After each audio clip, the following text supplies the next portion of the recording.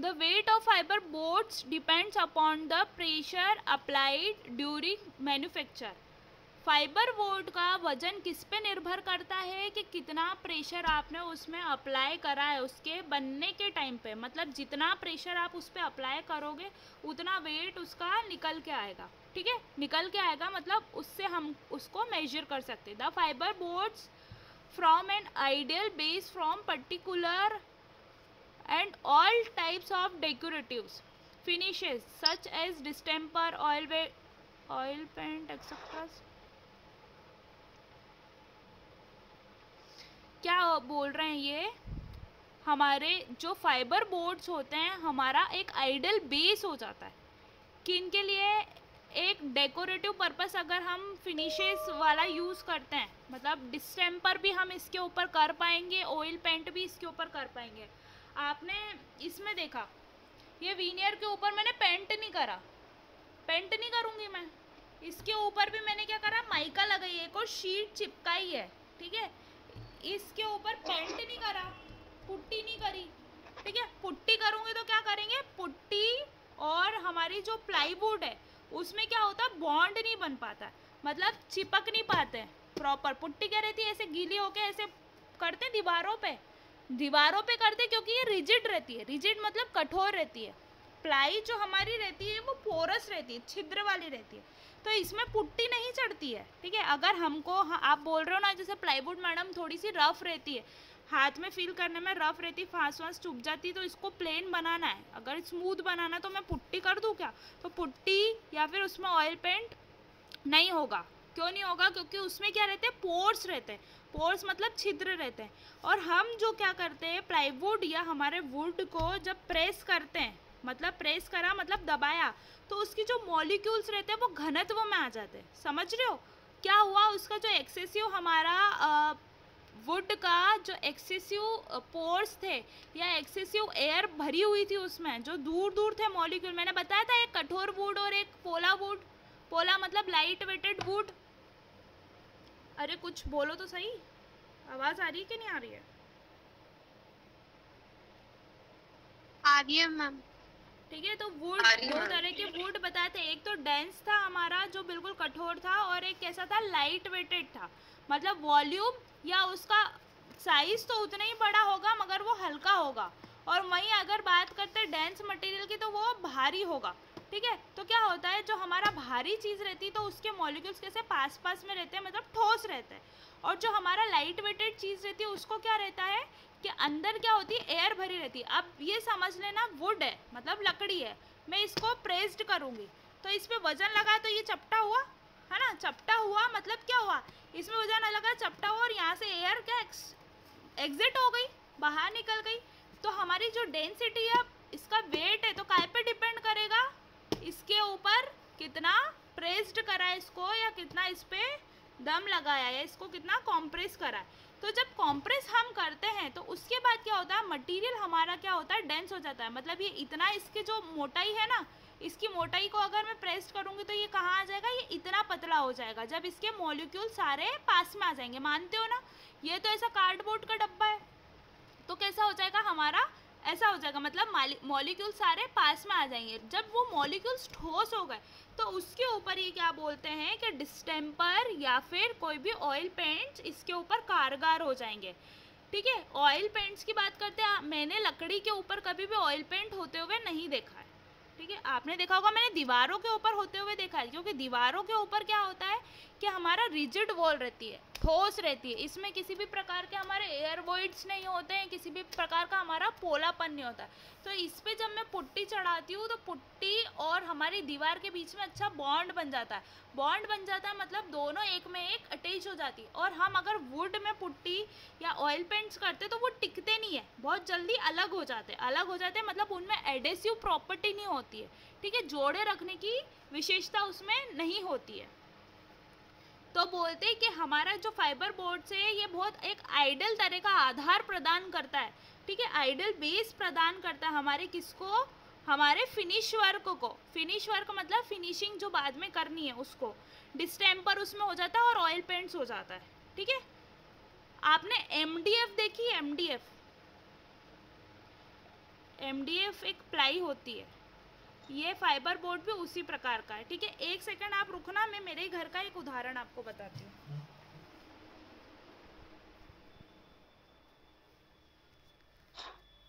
ये जो कटिंग है ये भी वुड के ऊपर है और इसमें एक प्रकार का पेंट लगा हुआ है। ठीक है, तो ये होती है MDF। ये किस टाइप की वुड है? हमारी प्रेस्ड वुड है, तो इसमें पेंट हो जा रहा है।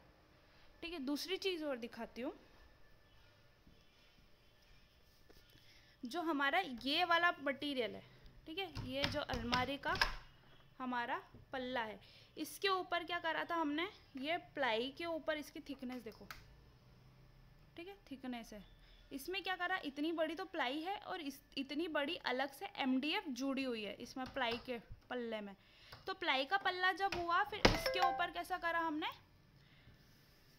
अपना वो कर दिया, क्या बोलते हैं, हमारा जो उड़ने वाला कलर होता है, इस कलर को क्या बोलते हैं? हमारी PU कर दिया, PU पॉलिश बोलते हैं इसको। ठीक है, तो ये क्या हो गया? कैसे देखो, इसमें इफेक्ट आ रहा है, ये ग्लॉसी हो रहा है, ये कर्टन का इफेक्ट दिख रहा है आपको, शाइन कर रहा है, ग्लॉसी हो रहा है।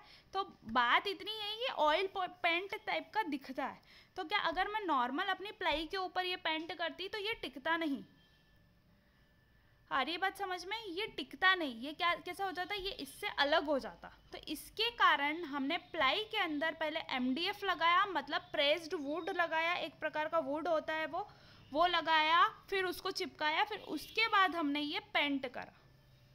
ठीक है, तो समझ में आई बात कि अगर हमको प्लाई वुड के ऊपर हम क्या करते हैं, पॉलिश करते हैं या फिर हमारा पुट्टी चढ़ाते हैं या डिस्टेम्पर चढ़ाते हैं, तो उससे क्या होता है कि हमारा वो क्या होता है, एडेसिव प्रॉपर्टी नहीं होती, जोड़े रखने की प्रॉपर्टी नहीं होती और अलग हो जाता है। तो फाइबर बोर्ड भी एक तरह के हमारे क्या होते हैं, वुड के बोर्ड्स होते हैं। ठीक है, फिनिश वर्क उसमें हो जाता, ऑयल पेंट हो जाता, हार्ड और सुटेबल होते, पॉलिश और वार्निश के, मतलब उसमें पॉलिश भी अच्छे से हो जाती है और वार्निश भी अच्छे से हो जाती है, अलग अलग टाइप की कलर्स हम उसमें चढ़ा सकते हैं। These are used to construct form work for cement concrete. क्या बोल रहे हैं? फॉर्म वर्क मतलब तरापे लगाने वाला काम। ठीक है, आसपास जैसे ये मेरे को बीम कॉलम भरना है, ठीक है, इसके अंदर कैसा पोला है, ठीक है, ऐसे खड़ा रहता है कॉलम, ऐसे सरिया आते हैं नीचे से ऊपर तक, फिर इसके बाद क्या करा मैंने? तरापे लगा दिए। तरापे लगा दिए मतलब ये हार्ड हो गया। तो तरापे लगाने को क्या बोलते हैं हमारी इंग्लिश में या सिविल इंजीनियरिंग में? फॉर्म वर्क करना। फिर इसके अंदर हम क्या कर देंगे? तगाड़ी से कंक्रीट का मसाला पोर कर देंगे, फिर उसके बाद जो टेम्पिंग रॉड होती है, ठोकने वाली रॉड से हम क्या कर दें? उसको टेम्प कर देते हैं। टेम्प क्यों करते हैं? ताकि उसमें जैसे डालते वक्त क्या होते हैं, बबल्स आ जाते, एयर वॉइड्स आ जाते, तो एयर वॉइड्स नहीं आया और सही तरीके से हमारा डेंस हो जाए। ठीक है, तो क्या बोल रहे हैं, जब हमको सीमेंट कंक्रीट का वर्क करना होता है तो वो हमको फॉर्म वर्क जैसे हम इसको यूज़ कर सकते हैं। ठीक है, किसको यूज़ कर सकते हैं हम? फाइबर बोर्ड्स को। अच्छा, एक चीज़ देखना, पहले के टाइम में आपने ऐसे वो दरवाजे देखे होंगे, 2 पैनल डोर या 4 पैनल डोर बोलते हैं।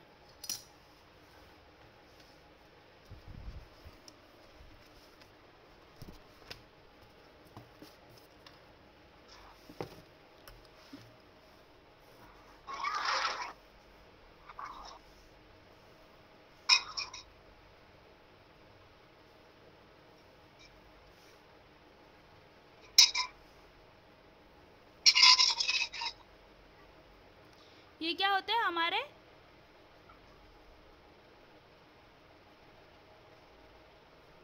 ये ऐसे के पहले के टाइम में ना ऐसे दरवाजे होते थे, इसमें क्या होते थे, ऐसे पट्टियाँ लगे रहते थे, पट्टिए वाले दरवाजे थे, है ना, और फिर ऐसी सांकल रहती थी, ऐसे अटैच कर देते थे। ठीक है, अभी भी बहुत सारे घरों में ऐसे यूज़ होते हैं, ऐसी ऊपर से कुंडी वाली सांकल रहती थी, यहाँ पे हम ऐसे लगा देते थे। ठीक है, तो एक पट्टिया ऐसे खुलता था, एक पट्टिया ऐसे, और बड़ा खोलना है तो 2 पट्टी इसमें अरेंज्ड है। ठीक है, तो ये कैसा है, पैनल हो गया हमारे, एक पैनल ये लगा, एक पैनल ये लगा, एक पैनल ये लगा, एक पैनल ये लगा, तो ये कौन सा पैनल हो गया हमारा?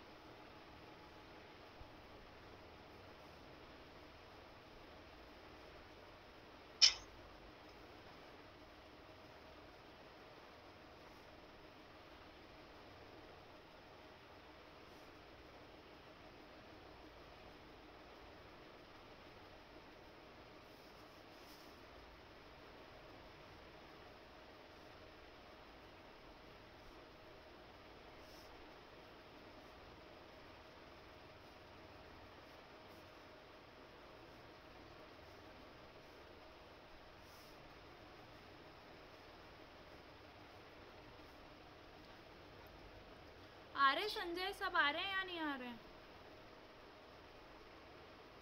ठीक है। पहले के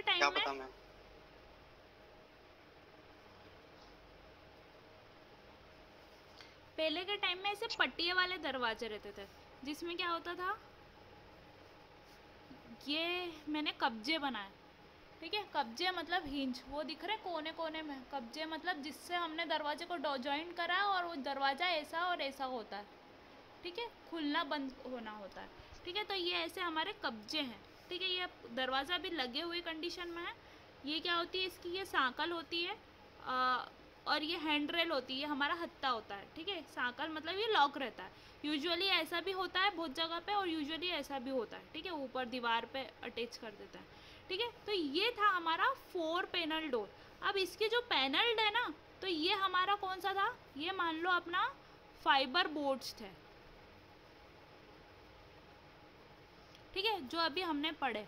फाइबर बोर्ड्स क्या है, लोग क्या करते इसके ऊपर हर दिवाली दशहरे में क्या ऑयल पेंट कर देते थे, तो ये कैसे चिकने चिकने दिखते थे, है ना। आप लोगों ने देखा होगा सबके घरों में, अगर ऐसे कभी गांव में गए हो तो आज भी ऐसे दरवाजे बनते हैं।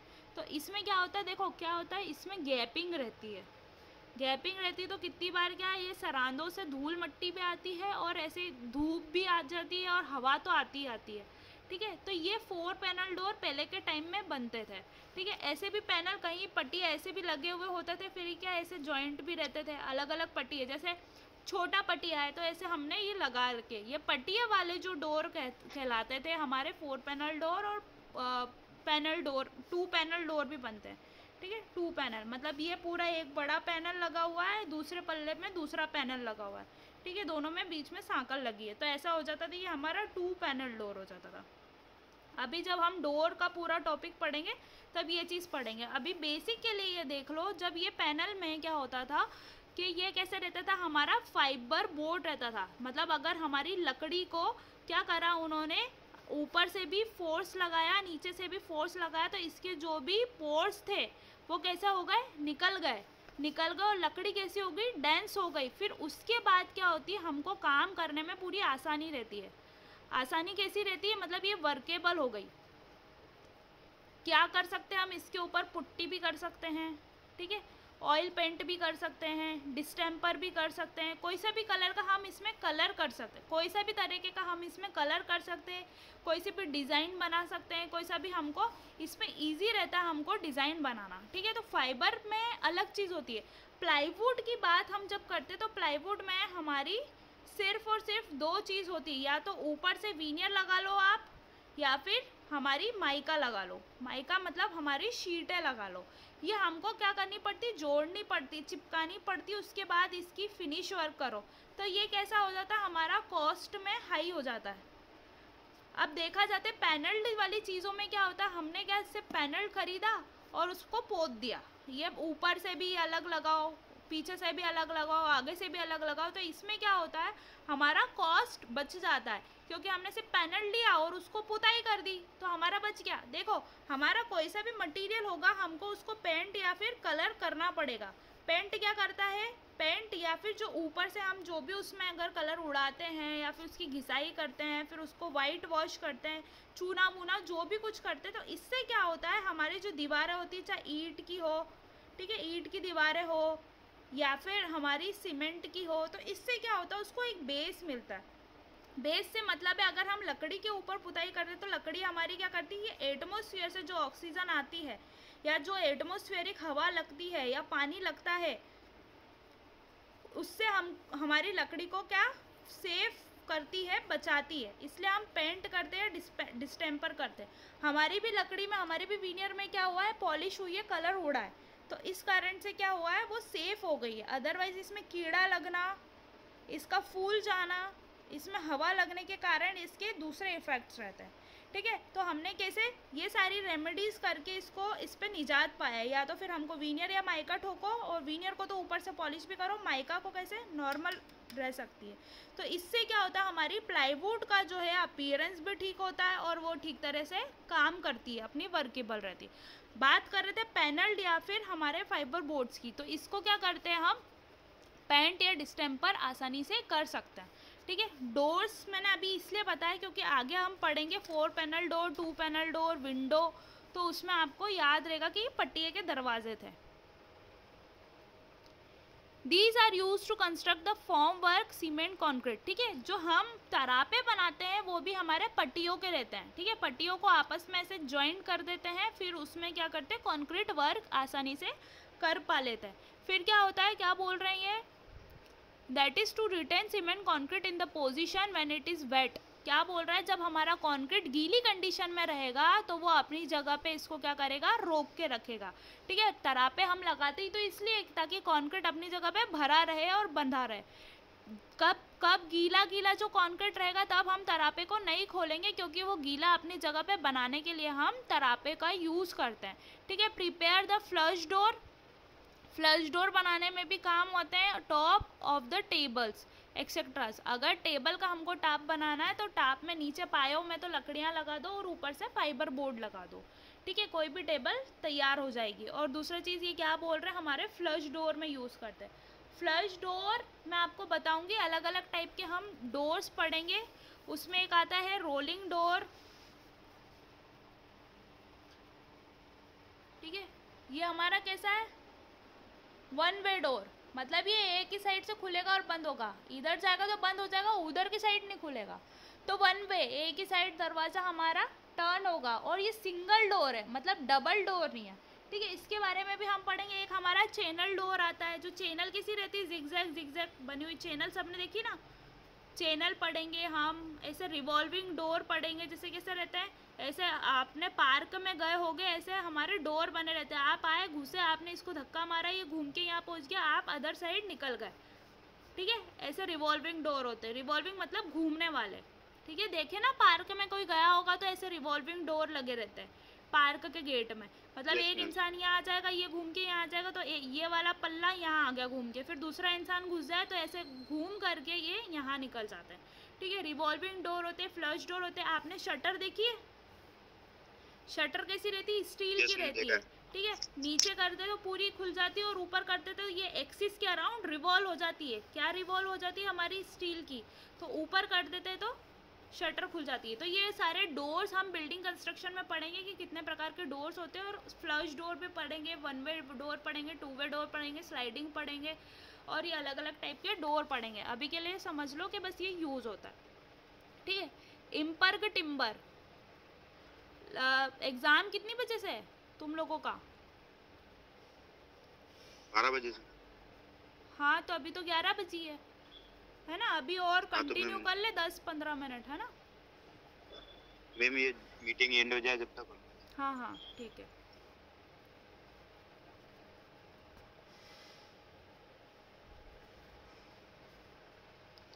एक होता है इम्पर्क टिम्बर होता है। ठीक है, the impreg timber which is fully partly covered with resin is known as the imperg timber.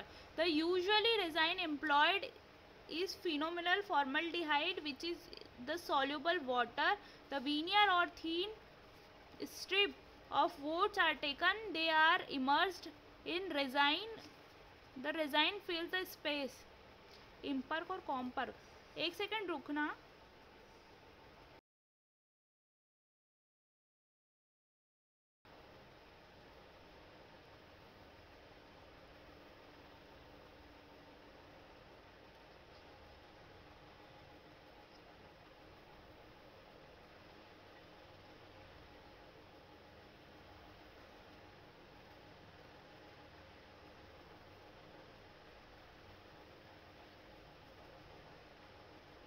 देखो, ये दिख रहा है आपको, सबको दिख रहा है? Yes ma'am. ये पतला सा जो इसके ऊपर जो लग रहा है, ये ग्रे ग्रे कलर का, ठीक है, ये हमारी ना तो माइका है ना ही वीनियर है। ठीक है, आपको मैंने एक चीज़ बताई कि प्लाईवुड के ऊपर हम क्या लगाते हैं, माइका या वीनियर, मगर ये दोनों चीज़ नहीं होती है। ये एक तरह का चिकना या मतलब ये कह लो चिकना मटेरियल होता है जिसको हम लगा देते हैं ताकि हमारा जो वुड रहे वो कैसा रहे, सॉफ्ट रहे।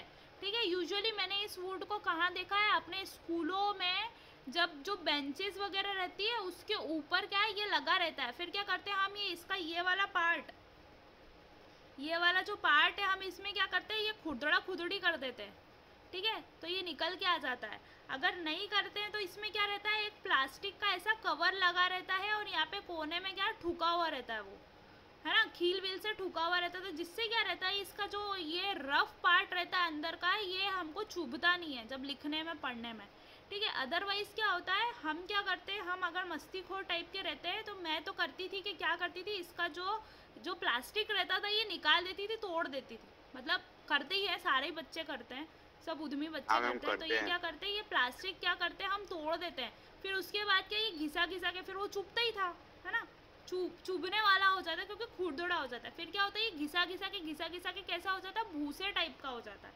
मगर ये इसका जो ऊपर का जो चिकना मटेरियल रहता है ना, वो एज इट इज़ रहता है। या तो इसको हम क्या करते हैं, पेन और नीब से हम ऐसा घुसा देते हैं, छेद वेद कर देते हैं यहाँ पर, तो क्या होता है, हमको ये नीचे का जो मटेरियल है वो यहाँ से दिखने लगता है, ठीक है। ये उस टाइप, इसको क्या बोलते हैं हम, इम्पर्क टिम्बर, ठीक है। इस प्रकार का जो हमारा टिम्बर होता है, वुड होता है, इसको हम क्या बोलते हैं, impreg timber. The timber which is fully, या तो पूरी तरीके से कवर्ड होगा या फिर आधी तरह से पार्टली कवर्ड होगा ये, ठीक है। पार्टली अगर कवर्ड होता है तो हम इसको क्या बोलते हैं, हमारा इम्पर्क टिम्बर बोलते हैं। The usually design employed the phenol formaldehyde soluble water. अब क्या बोल रहा है, ये पार्ट है ना, ये इस चीज़ में क्या होता है हमारा, phenol formaldehyde, phenol formaldehyde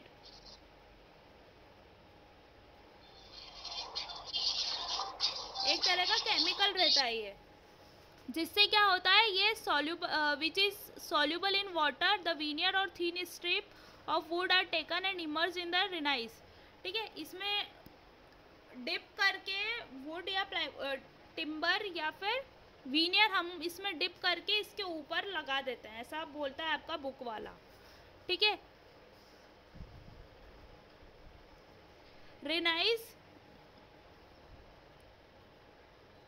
रेसाइन फिल्स the space, मतलब इन दोनों के जो स्पेस होता है दो लेयर का, ये क्या करता है, हमारा जो सॉल्यूबल फॉर्मल्डिहाइड जो था, हमने इसको जिसको फिनॉल में डुबा करके लगाया, वो इसका क्या करता है, स्पेस पूरी तरीके से फिल कर देता है। और फिर ये हमको कौन सा तरह का टिम्बर मिल जाता है, हमारा इम्प्रेक्ट टिम्बर। और ऐसा होता है कॉम्पैक्ट टिम्बर होता है। कॉम्पैक्ट टिम्बर क्या होता है, the process of preparing compact timber is the same as the impreg timber except the curing is the carried out under the pressure. The strength and durability of compact timber are more as compared to the impressed timber. The specific gravity of compact timber is about 1.3 to 1.35. क्या बोल रहा है कि हमारा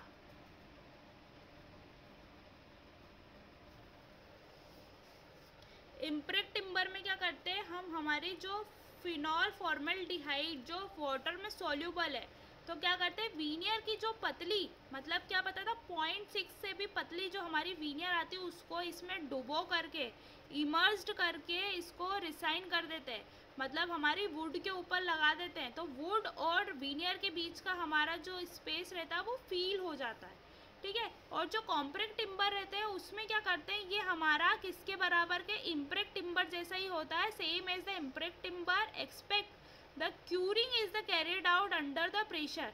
उसमें क्या करते हैं, प्रेशर लगा करके क्यूरिंग करते हैं। अब किस चीज़ की क्यूरिंग करते हैं, वो वाटर की क्यूरिंग नहीं करते होंगे, कुछ ना कुछ केमिकल उसमें पोर कर देते होंगे। ये क्यों करते हैं, इसमें हाई प्रेशर लगाते हैं, मतलब इसको प्रेस्ड करते हैं। तो इससे क्या होता है, हमारा जो टिम्बर होता है वो कॉम्पैक्ट कंडीशन का बन जाता है, मतलब क्या होता है, ज़्यादा स्ट्रेंथ इसमें होती है और ड्यूरेबिलिटी भी हमारी कॉम्पैक्ट टिम्बर की ज़्यादा होती है एज़ कम्पेयर टू द हमारा इम्प्रेक्ट टिम्बर। स्पेसिफिक ग्रेविटी जो होती है हमारे कॉम्पैक्ट टिम्बर की, वो क्या होती है 1.30 टू 1.35, ठीक है। ये था हमारे अलग अलग टिम्बर के बारे में, कल पढ़ी थी हमने कैरेक्टरिस्टिक्स। अब आज हम बात करते हैं आपको क्या करना है, यूजेस ऑफ टिम्बर करना। आप यूजेस ऑफ टिम्बर अच्छे तरीके से जानते हो कि क्या उसके यूजेस होते हैं, तो ये वाला आपका जो क्वेश्चन है हमारा असाइनमेंट में रहेगा, ठीक है, आप एग्ज़ाम वगैरह दे लो, 2 दिन का टाइम है आपको। मैं गूगल क्लासरूम में असाइनमेंट डाल दूंगी कि आपको यूज़ ऑफ टिम्बर या वुड के आपको उपयोग लिखना है। ठीक है, फिर उसके बाद हम अगली क्लास में पढ़ेंगे डिफेक्ट या क्रॉस सेक्शन ऑफ टिम्बर, मतलब काटने पे लकड़ी के क्या क्या चीज़ें हमको दिखाई देती है, और फिर इसके जो डिफेक्ट्स है। डिफेक्ट्स बहुत इंपॉर्टेंट क्वेश्चन है, ये मेरे जब मैं पढ़ती थी जब से चला आ रहा है और आपको भी इम्पॉर्टेंट है। ठीक है, फिर पढ़ेंगे हम सीजनिंग ऑफ टिम्बर, ये भी एक इम्पॉर्टेंट क्वेश्चन है। ठीक है, सीजनिंग मतलब उसको कैसे सुखाया जाता है और कैसे वर्केबल बनाया जाता है। फिर हमारा टिम्बर मटेरियल हो जाएगा कंप्लीट। ठीक है, थैंक यू ऑल। मैं अटेंडेंस लिंक दिन में डाल दूंगी तो आप अटेंडेंस लगा देना। Thank you.